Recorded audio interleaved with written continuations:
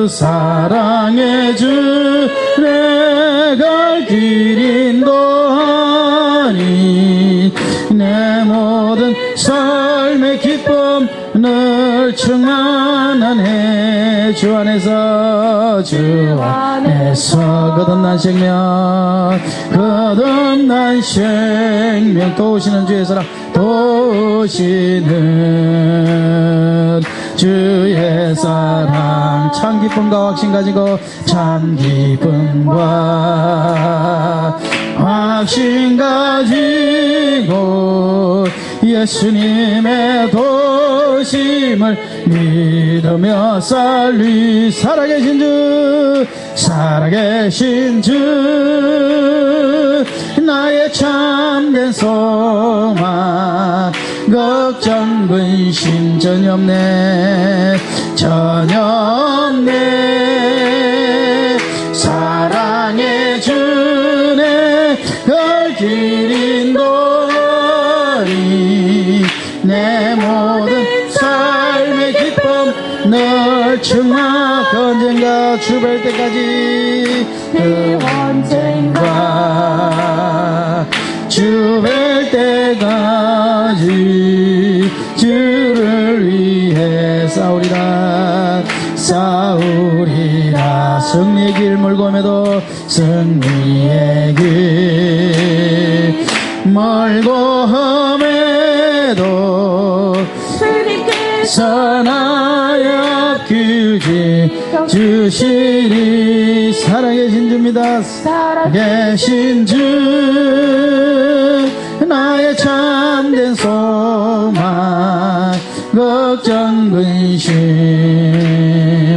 전혀 없네 사랑의 주네 갈 길 인도하니 내 모든 삶의 기쁨 널 충만하네 아멘. 우리 찬송가 태산을 넘어 흥곡이거든 한번 해봅시다. 태산을 넘어 445장입니다. 태산을 넘어 험곡에 가도 445장 태산을 넘어 험곡에 가도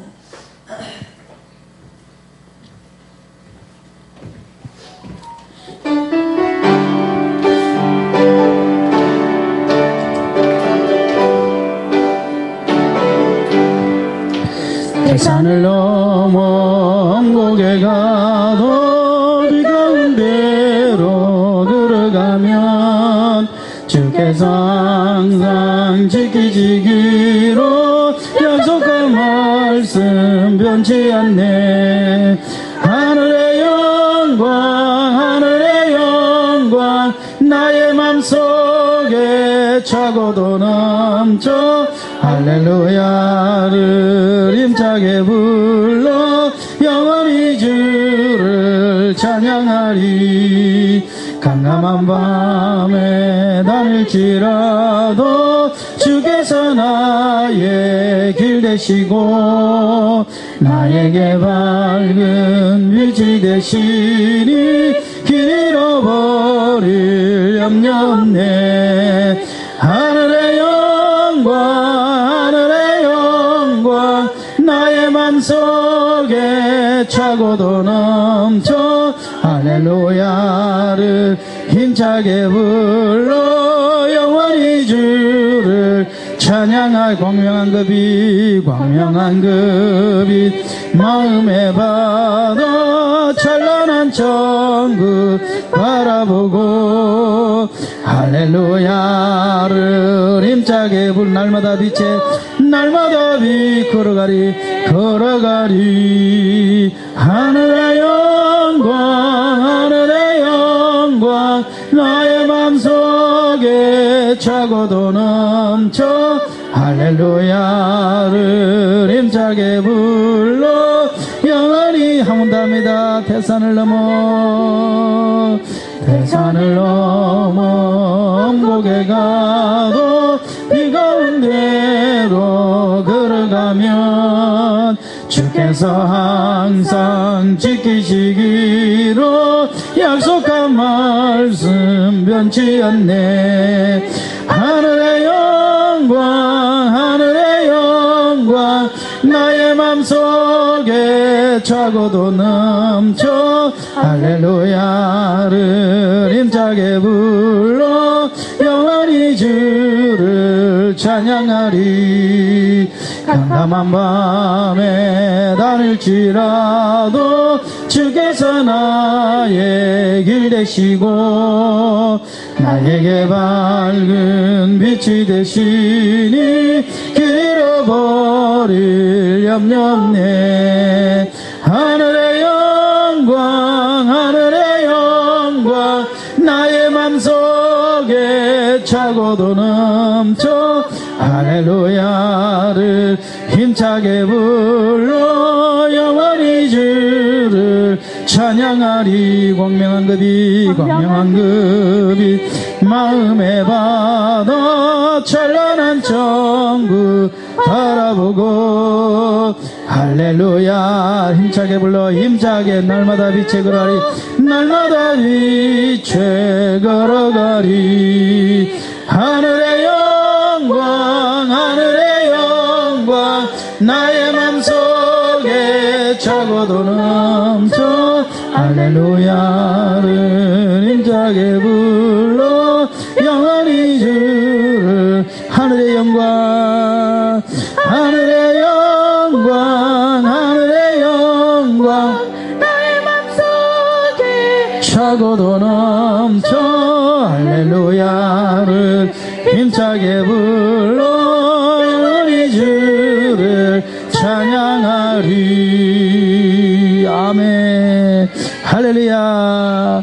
우리 옆 사람 가면 인사들 합시다. 참 잘 오셨습니다. 앞뒤로도 하나님이 오늘 우리와 함께 하시는 줄 믿습니다. 우리 고단한 인생 기능 한번 불러볼까요? 있나요?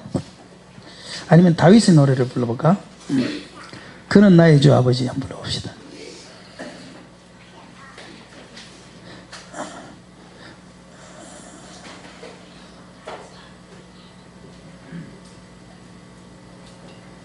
그는 나의 주 아버지.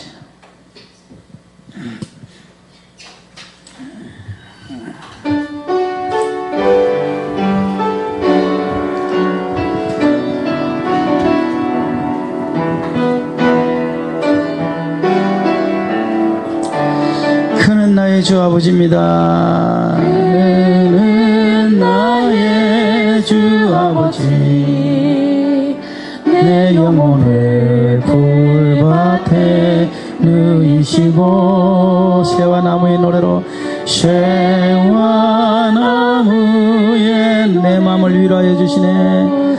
내 마음을 위로하여 주시네. 양들이 주인 찾듯이 양들이 주인 찾 오직 한 분 목자인 내 주님을 오직 한 분 목자인 내 주님을 내가 찾고 또 따르리. 내가 찾고 또 따르 주 곁에 나를 메어주사 주 곁에 나를 메어 주소서. 주는 내 피난처요 피난처 내 요새 되시니 내 요새 내 피할 곳은 주뿐이네.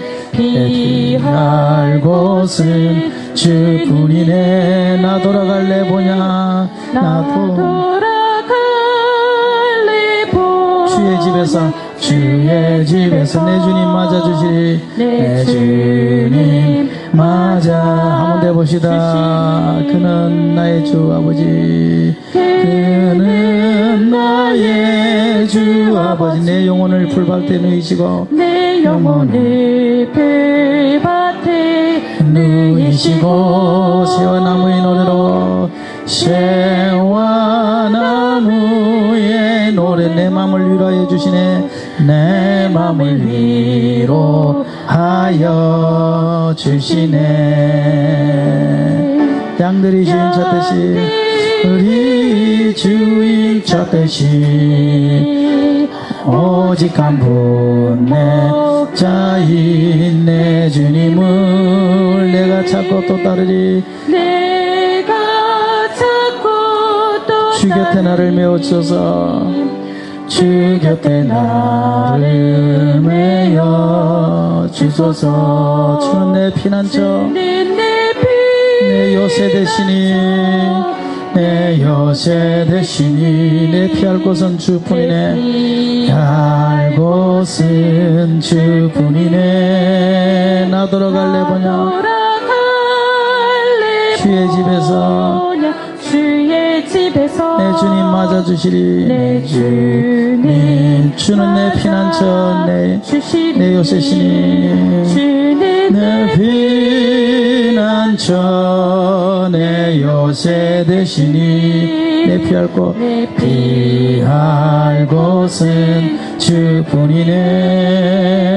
나 돌아갈래 본향 주의 집에서. 내 주님 맞아, 내 주님 맞아. 주는 내 피난처. 한번 더 합니다. 주는 내 피난처, 내 피난처, 내 요새 되시니. 내 피할 곳은, 내 피할 곳은 주뿐이네. 나 돌아갈래 보냐 갈래 본향 주의 집에. 내 주님 맞아주시리. 내 주님 주는 내 피난처. 한번 더 합니다. 주는 내 피난처,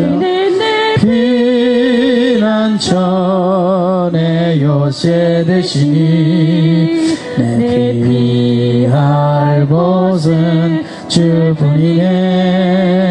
나 돌아갈래 보냐 주의 집에서. 내 주님 맞아주시리. 아멘, 아멘, 아멘. 할렐루야. 결국은 우리가 주님 품 안으로 돌아가는 것이 최종 목적지입니다.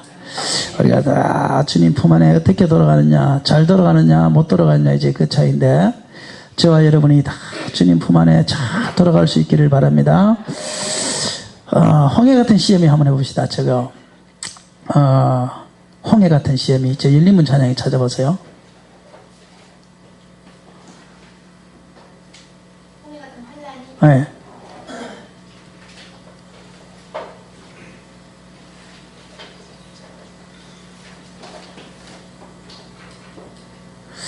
홍해 같은 환란이 나를 듣고 해오도 요단 같은 시험에 깊이 빠질지라도 한번 해봅시다.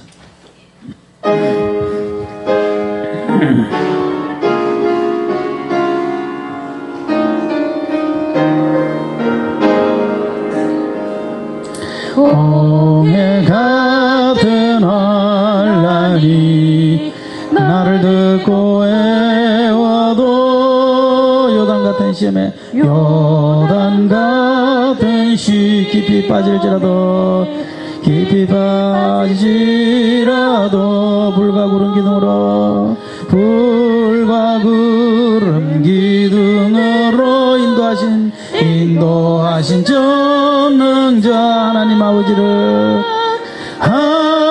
하나님 아버지를 내 진정 의지하리. 소돔 같은 세상이 유혹하고 더해도, 애국 같은 핍박이 나를 짚고 물어도, 고초 속에 죽으시고 부활하신 성리자 예수님 나의 주를 내 진정 따라가리. 암흑 같은 근심이, 암흑 같은 그 나의 마음을 태워도, 나의 마음을 태워도, 음부 같은 질병에, 음부 같은 집 쓰리고 아파도, 쓰리고 아파도, 그 생활의 사랑으로 지으신 위로자.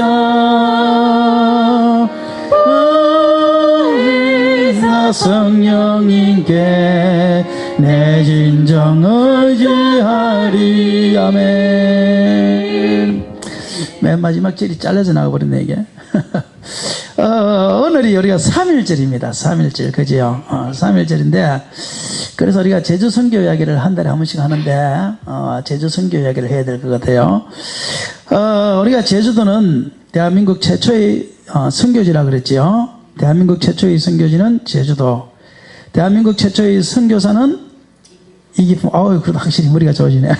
이기풍 목사님이십니다. 바로 이분이죠. 이분이 이제 대한민국 최초의 이제 선교사.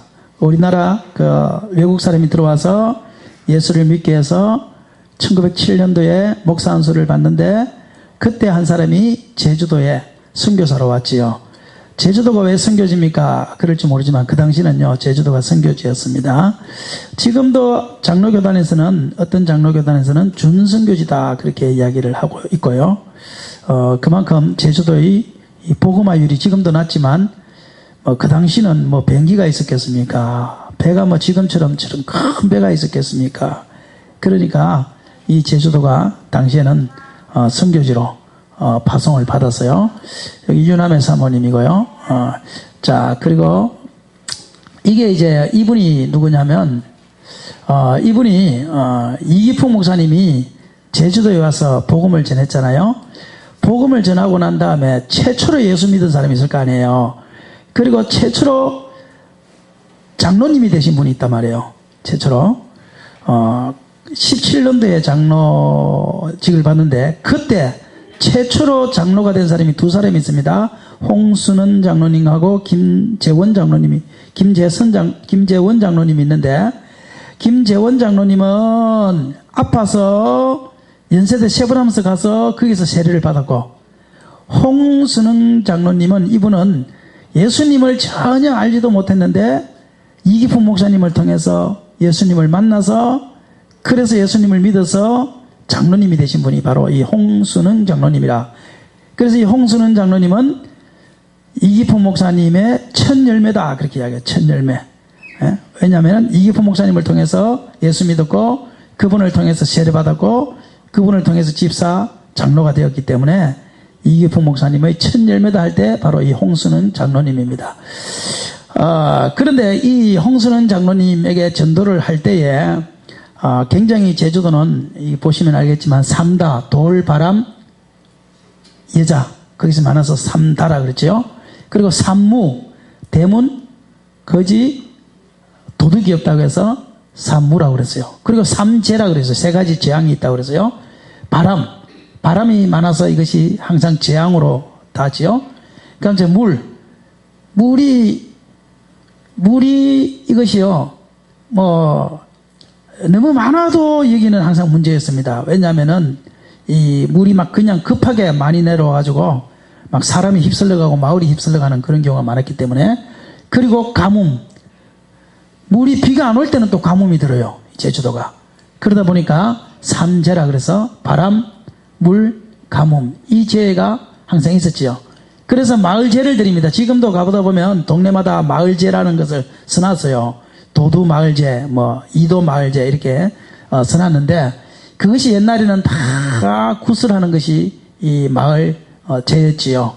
그 마을 제였는데 지금도 뭐 마을 사람들이 모여서 구슬하는데 그 당시에 이 마을제는 왜 중요하냐면은 그 바닷가에 배를 타고 고기를 잡으러 가잖아요. 그 고기를 잡으러 갈 때에 마을 제사를 드리는데 그 중에 한 명이 참석을 안 하면 그 한 명 때문에 배가 뒤집어질 수 있다. 지금도 이 코로나 바이러스 한 명이 조심하지 않으면 한 명 때문에 퍼질 수 있다 이거 아니에요?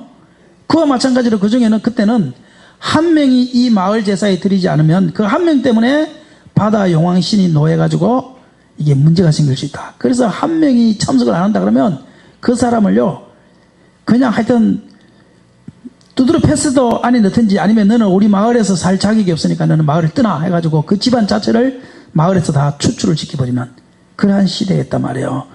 홍순은 장로님이 처음에 이기풍 목사님을 만났는데 이기풍 목사님을 향하여 당신 많은 사람이요. 길거리에 서가지고, 시장에 서가지고, 그 당시에는 이 관덕정 앞이 시장이었는데, 그 관덕정 앞에 서가지고, 당신 많은 사람이요. 그러니까, 나는 신약 구약을 파는 사람입니다. 이렇게 이제 이 부목사님이 말을 했단 말이에요. 그러니까 이 홍순원 장로가 그때는 지나가면서 약장수구나 이렇게 생각하고 지나간 거예요.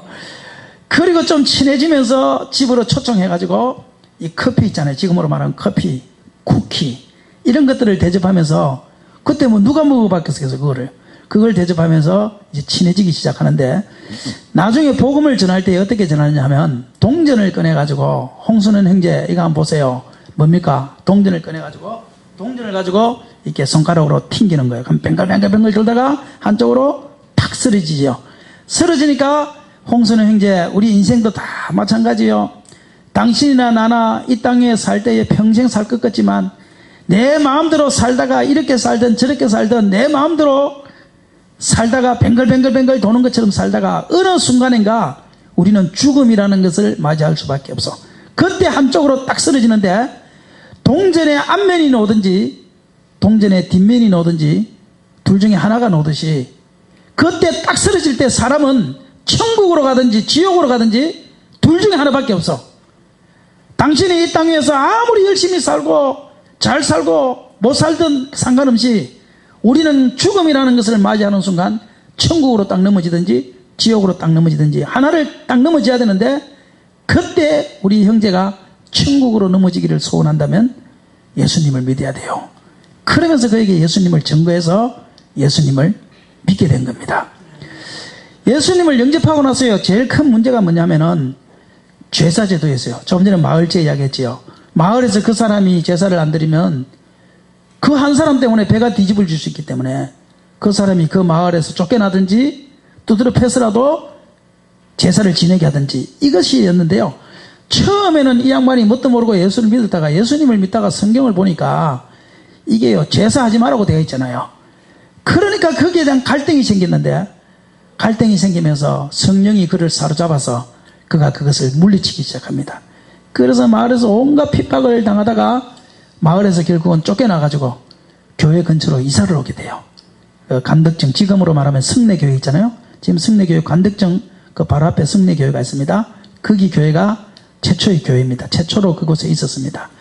그리로 이제 근처로 이사를 와서 그때부터 열심히 교회를 다니면서 글자도 가르치고 또 신방도 다니고 이기포 목사님하고 교회 일에 완전히 올인을 하기 시작해요.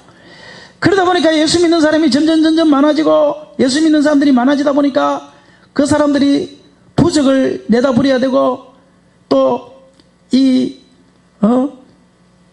제사를 물리쳐야 되는데 그 당시에 가장 큰 문제가 뭐였냐면은 이게 뱀을 숭배하는 사상 이것이 문제였단 말이에요. 그 당시에는 많이 없어졌지만 아직까지 그 문화가 남아 있었어요. 제주도에. 그래가지고 이 문제를 어떻게 할 거냐. 그런데 사람들이요 부적을 우리가 호주머니에 가지고 있지요. 내 지난번에 미로공원 가가지고 지갑을 줬는데 지갑을 준 남자 지갑이었는데 그 지갑을 줬는데 지갑 안에 보니까 돈이요 슈퍼도 많고 부적도 얼마나 많은지 한 7개 8개씩 되더라고. 부적도. 나 그래서 야 세상 사람들 부적을 이렇게 많이 갖고 다니는 줄 그때 내가 처음 알았어요. 지금도 여기 주머니 뒤집으면 부적들 갖고 다니지요? 아멘이 안 나네요. 또 자기도 모르게 아멘 그런 사람도 있어요. 큰 교회 가보면. 그런데 그러니까 그 뱀을 항아리 속에 있었고 또 뱀이 이렇게 지나가면 잡지를 못했어요. 겁이 나서. 왜냐하면 겁이 난다는 게 뱀을 잡는 것이 겁이 나는 것이 아니고 이 뱀을 잘못 잡았다가 자기 집에 화가 미칠까 봐서 겁이 나서 못 잡는 거예요. 이게. 그러다 보니까 사람들이요 하루방 지나간다 이러면서 못 잡는 거예요. 그 당시에. 그러니까 이 홍순원 장로님이요 낯을 들고 가가지고 예수 믿고 그곳에 신방 예배를 드리면 제일 먼저 하는 게 우리가 옛날에 부적 끄집어내서 우리 김정효 우리 성도님 그때 옛날에 신방 예배를 갔을 때 기억이 납니다만 그 남편이 그 당시에 이 경마를 많이 했어요. 경마를 많이 하고 그 집에 들어가 보면요 이렇게 맨날 이렇게 그게 있었어요. 이렇게 비는 게 있었어요. 그 당시에 그 남편분이 굉장히 이렇게 막 그쪽으로 많이 빠져 있었어요. 그리고 우리가 신방 예배를 이제 한번 예배를 드리게 됐는데요. 드리고 난 다음에요, 이 남편이 토요일 날 경마장을 가가지고 그날요 800만을 따버린 거예요. 그날, 그죠? 기억나지요? 800만을 딴 거요. 그래가지고 예배 드리고 나니까 800만을 땄다고요. 집에 있는 부적을 없애야 된다 그래서 자기 부적을 노는데 다 줬어요 그때. 진짜. 그리고 자기 집안에 있는 양조 있잖아요. 양조, 고급 양조. 이게 진짜 비싼 거라고. 목사님 이거 아무도 주지 말고 목사님 혼자 밤에 드시라고 양주 한 병을 줘가지고 그걸 냉장고 속에 몇 달을 처박아 놨다가 육지에서 놀러 오는 사람 중에서 예수 안 믿는 사람이 있어가지고 아는 우리가 이모분과 누군가가 그래서 그분한테 제가 양주를 들었던 적이 있어요. 그때. 그리고 예배를 드릴 때마다 땄어야 되는데 그 다음에 못 땄어요. 두 번인가 따서 두 번인가 그죠? 그 다음 철학기도를 한번 나왔어요. 철학기도를 남편이 돈이 안 따진다고 목사님 기도해달라고 그래 철학기도 나왔는데 그 주간인가 또 600만인가 또 땄어요. 600만원인가 두 번을 땄어 하여튼 두 번을 따고 그 다음부터 이게 잘 안 풀려가지고 그 다음부터 교회를 우리가 이제 가서 예배는 드렸지만 예배 드리는 거는 반대 안 했지만 어쨌든 교회를 안 나오고 뭐 그렇게 하시면서 지금 어떻게 사시는지 제가 헤어진 지가 지금 한 10년이 됐는데 우리 교회도 또 문제가 생기면서 이렇게 여러 가지 안 좋은 조건이 생기면서 그래서 뭐 헤어진 지가 지금 한 10년이 넘었어요. 어쨌든 그런 일이 있었어요. 그러니까 그분도 보니까 지갑 속에 부적이 그렇게 들어있더라고요. 예? 지금도 경과장에 한 번씩 가요. 그러세요? 그래가지고요. 안 믿는 사람은 그런 거예요. 그러니까 그 부적을 못 없애는 거예요. 자기 손으로는. 자기 손으로는 못 없애요. 왜냐하면 자기 손으로 그것을 없애면 집안에 화가 있을까 봐서. 그래서 목사님한테 주면 목사님이 그걸 이제 불에 태워서 다 없애지요. 그래서 불에 태워서 이제 없애는데 그러니까 그 뱀도 마찬가지인 거예요. 그걸 뱀이 무서워서 못 잡는 것이 아니고 그것을 잡으면 집안에 혹시라도 그것 때문에 화가 미칠까 봐서 사람들이 못 잡으니까 홍순현 장로님이 가가지고 낫을 들고 가가지고 그 뱀을 다 잡는 그런 일을 하신 분이 누구냐? 그분이 바로 이 홍순현 장로님이었어요. 그래서 제주도에서 첫 열매의 장로님은 이 홍순현이고 참 이분은요 처음에 이기품 목사님을 만났을 때에 당신 많은 사람이요 하고 물으니까 나는 신약 구약 파는 사람이다 이랬잖아요. 그런데 이기품 목사님이 그 당시에 어떤 일이 생겼냐면 서울에 가니까 그 약장수 고약이나 뭐 이런 약 파는 거 있잖아요. 그걸 예수 잘 믿는 사람이 하는데 제주도에서도 그걸 팔면 좋겠다는 거야. 약을. 그래 그 당시에는 뭐 약사 자격이 있는 것도 아니고 하니까 그래가지고 그거를 갖고 왔어요. 약재를 파는데 뭐 소화제 이런 거 있잖아요. 그리고 배탈 났을 때 먹는 약 그런 것들을 위장약 이런 것들을 파는데요. 이 양반이 기도를 하면서 파는 거야. 하나님 아버지 이 약을 먹는 사람마다 낫게 하여 주시고 그러면서 이 장사가요. 삼다동역이 있었는데 장사가 얼마나 잘 됐든지 장사가 잘 되니까 나중에 일본 사람들이 어떻게 했는가 하면요. 이제는 자격증을 따야 된다는 자격증을. 이제는 아무나 못 판다는 거야. 자격증을 따야 돼. 자기가 뭐 글을 제대로 합니까? 약에 대해서 공부를 해봤습니까?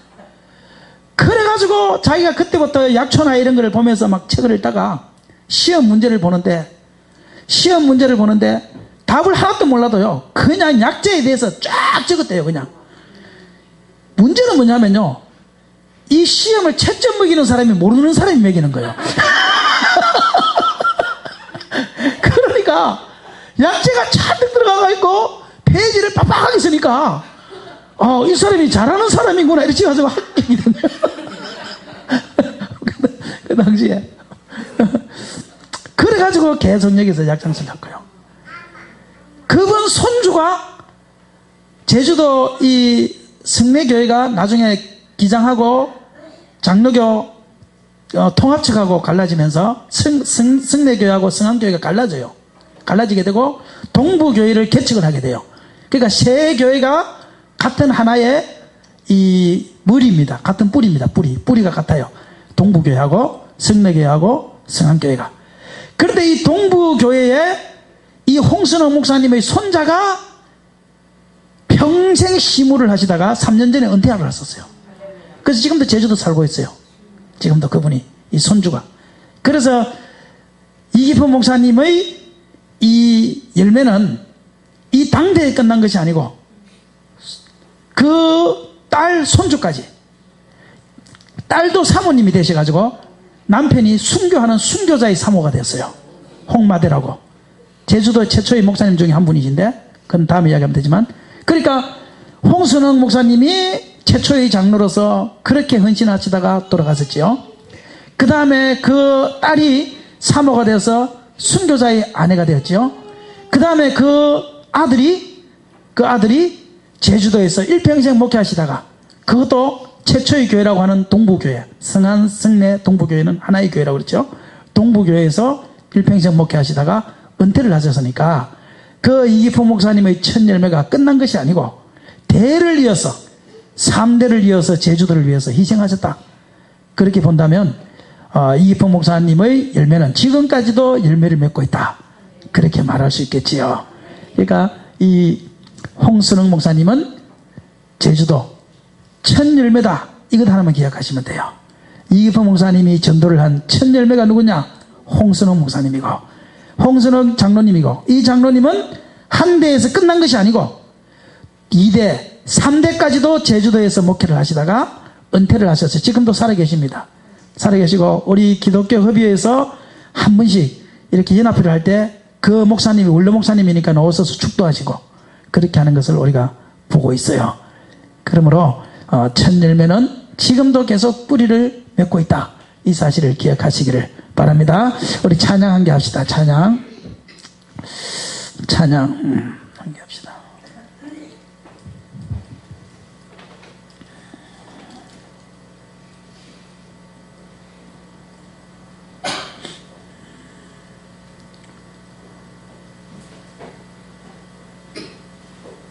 이거 한번 할까요? 이 세상을, 꽃들도 바람도 한번 합시다. 꽃들도 바람도.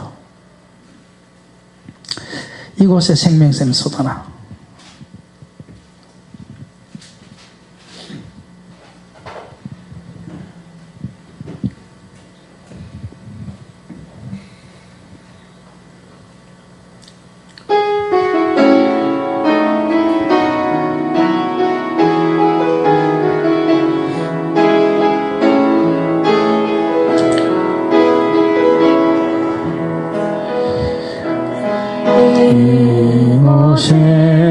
생명샘 솟으나 너를 골짝 지나갈 때에 머잖아 열매 맺히고 웃음소리 넘쳐나리라. 꽃들도 구름도 꽃들도 바람도 넓은 바다도 찬양하라 찬양하라 예수를 찬양하라 예수를 하늘을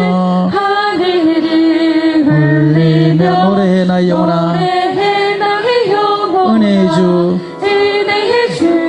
은혜의 주 그날에 하늘이 열리고 그날에 하늘이 열리고 모든 이가 보게 되리라. 마침내 꽃들이 피고 마침내 꽃들이 피고 영광의 주가 오시리라. 주가 오시리라. 꽃들도 구름도 바람도 꽃들도 구름도 바람도 넓은 바 찬양하라 찬양하라 찬양하라 예수를 하늘을 울리며 노래 나의 영혼아 은혜의 주 은혜의 주 아멘. 우리가 한 사람을 덜 보려고 하는데요, 이분은 우리가 3.1절과 관련이 있어서 극동방송국에 제가 3.1절이 되면 항상 가서 말했던 분인데요, 이 조봉호 전도사님이라고요. 금성교회를 창시하신 분입니다. 저 금성에 가면 금성교회를 창시하신 분인데 저 왼쪽에 계신 분이 이 조봉호 전도사님이고 오른쪽에 있는 분이 이도정 목사님인데 제주도 제1호 목사 제1호 순교자인데 이분을 전도하신 분이 저 조봉호 전도사입니다. 학창 시절에 숭실학교를 다니면서 예수님을 믿어서 고향에 와서 전도를 7사람 했는데 그 중에 한 사람이 바로 이 이도정 목사님이죠. 그래서 오늘은 이 조봉호 전도사님에 대해서 한 10분 정도 제가 이야기를 하려고 하는데 이 사라봉에 가면 여기 가면 사라봉이 있습니다. 사라봉에 가면 탑이 3개가 있습니다. 그 맨 오른쪽에 있는 탑이 김만덕 의녀 김만덕의 탑이고요. 중앙에 있는 탑이 이제 그 순국 열사들을 향해서 그러니까 이름 없이 죽었던 의병항쟁들 했던 사람들을 위한 탑이고요. 제일 왼쪽에 있는 탑이 이 조봉호 전도사님의 탑입니다. 이게 17만 도민의 이름으로 20m인데요. 1977년도 얼마 안 됐죠. 1977년도에 이 탑을 건립을 하게 됩니다. 그때 제주도에서 가장 우리가 탑을 세워서 기념해야 될 사람이 누군가 하고 뽑아서 그 뽑힌 사람 중에 2사람이 뽑혔는데 하나는 그냥 의병들을 위한 탑이니까요. 2사람이 뽑혔는데 그 중에 하나가 의녀 김만덕이고 그 중에 하나가 이 조봉호 전도사가 되었지요. 그러니까 제주도에서 가장 위대한 사람 중에 한 사람이 이 조봉호 전도사님인데 이 조봉호 전도사님은 아까도 말했지만 숭실학교를 가서 요 밑에 글에 보면 그런 내용이 나옵니다. 숭실학교에 가서 예수를 믿어서 동네에 와서 복음을 전하다가 그리고 결국은 이 애국 활동을 하다가 이분이 순교를 하신 그 내용이 그곳에 나오는데 이분은요 우리가 1919년 지금 오늘이 3일절인데 1919년 3월 1일 날 파고다 공원에서 우리가 대한독립 만세 외친 것 다 아시지요? 그때 기둥이 된 사람들이 다 기독교인이죠. 33인 중에서 18인인가가 기독교인이죠. 다 기독교인들이고 그 중에 이제 목사님이 한 6분인가 있고요. 나머지는 뭐 집사님들, 장로님들 이런 분들이 대부분 주축이 돼서 그 파고다 공원에서 하는데 그것이 주축은 최초의 시작은 그곳에서 일어났지만 사실은 그 독립만세가 그곳만 일어나는 것이 아니고 모든 전국에서 다 일어났지요. 군산에서도 일어나고 다 전국에서 충청도에서도 일어나고 유관순 막 전국에서 다 일어났지요. 제주도에서도 3월 21일하고 22일 날하고 이틀 동안 제주도에서도 저기 그거 우리가 봉계를 지나서 삼양을 지나서 어디지요? 봉계 지나고 삼양 지나면 조천에 가면 그게 그 만세동산이 있지요. 그곳에서 대한독립 만세를 외치게 됩니다. 그리고 난 다음에 이 상해 임시정부에서 우리가 독립운동을 하려면 반드시 돈이 필요하거든요.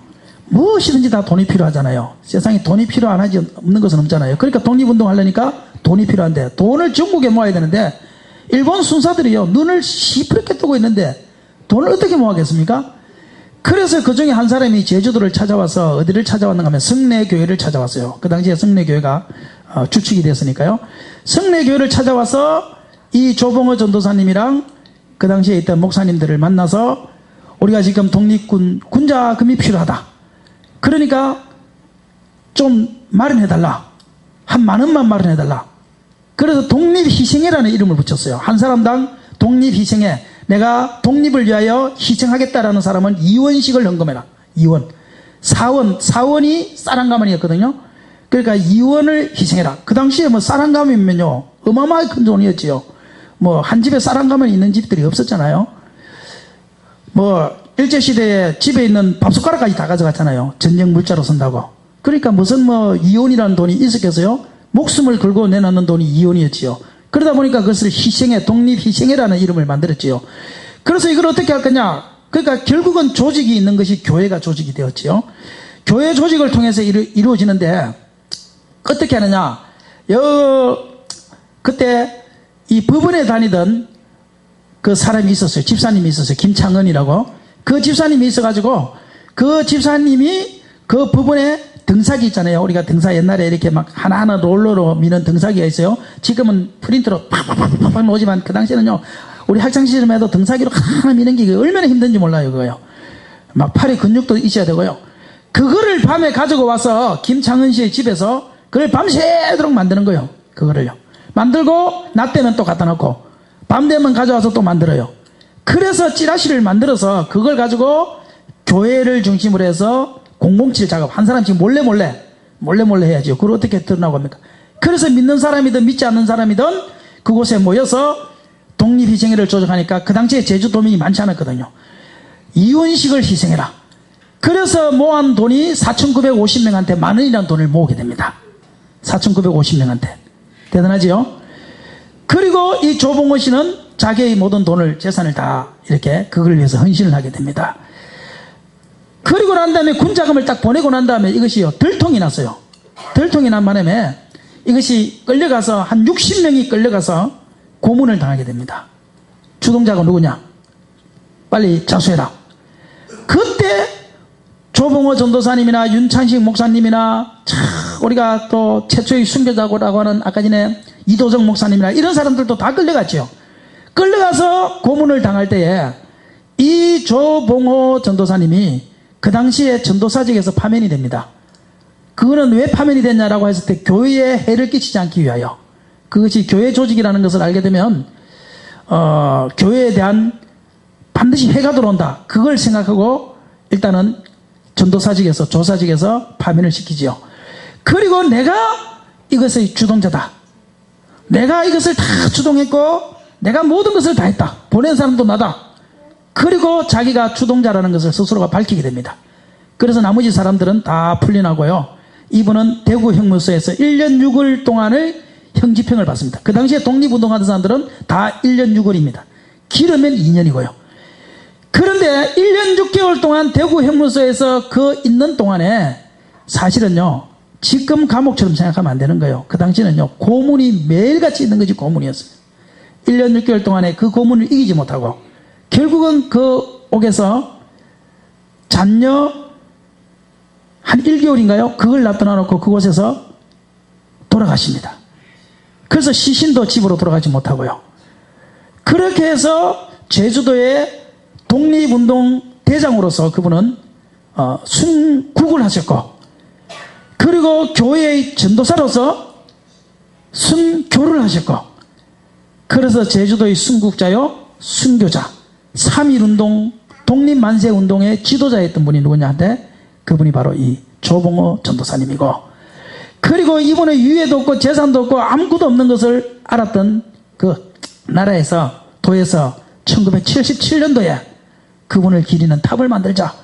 그래서 김만덕과 조봉호 전도사님의 탑을 그곳에다가 사로봉에 올라가다 보면 거기에 있는데 그곳에다가 이 조봉호 전도사님의 기념탑을 세우게 되고, 지금 제가 했던 이야기는 저 밑에 있는 글씨나 올라가는 입구 안에 보면 글씨에 그 내용이 요약이 돼가지고 다 그것이 다 있습니다.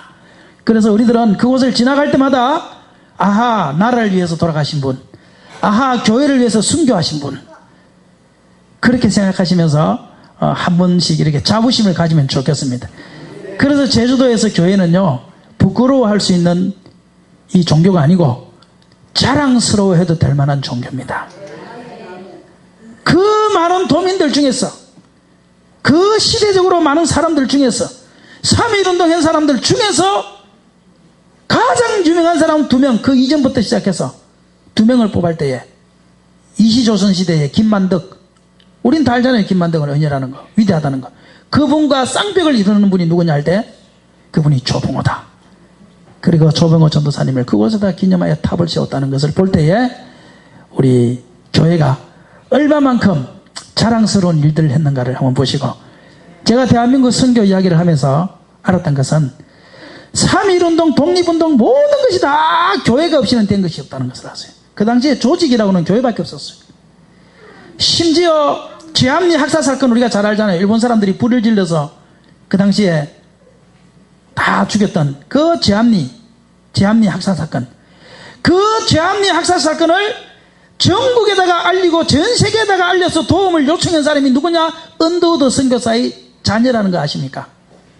언더우드 선교사, 우리나라 최초로 오신 선교사, 그분의 자녀 아들인 이세 아들인 그분이 언더우드, 이세 언더우드가 그 사건을 사진을 찍고 음성을 육성을 녹음을 시켜서 전 세계에다가 일본의 만행을 알리면서 우리 한국을 도와달라, 우리 한국을 도와달라 했던 사람이 우리 한국에 최초로 오신 선교사였던 언더우드 그 아들 이세 선교사입니다. 그 선교사는 4세까지 이곳에서 무덤이 있어요. 1세도 부부가 다 묻혀있고 양화진에, 2세도 이수신 장군의 거북선을 설계도를 만들고 백두산 천지를 깊이를 재었던 분이 2세입니다. 그 2세도 평생을 이곳에서 살다가 이곳에서 순교하시고 양부부가 다 양화진에 묻혀있고, 3세도 연세대 학교에서 일평생을 사시다가 양부부가 다 양화진에 묻혀있고, 4세 120년입니다. 전체가 120년 된 4세는 이제 70 몇 년도에 2004년도에 미국으로 갔어요. 내가 이제 한국에서 할 일은 다 했다. 그러면서 자기 부인은 양화진에 묻혀놓고 자기의 전 재산을 기증을 하고 연세대학교에다 기증을 하고 빈털터리로 우리 정조 할아버지가 했던 그 할 일 이제 4대까지 왔기 때문에, 그리고 이제는 조선이 이 대한민국이 잘 살기 때문에 내가 이곳에서 할 일은 없다. 그리고 미국으로 4대 만에 돌아가신 분이 누구냐? 언더우드 선교사고, 그 저합리 사건을 전 세계 만방에 알려서 일제의 만행을 알렸던 분이 바로 언더우드 선교사라는 사실을 우리가 기억하기를 바랍니다.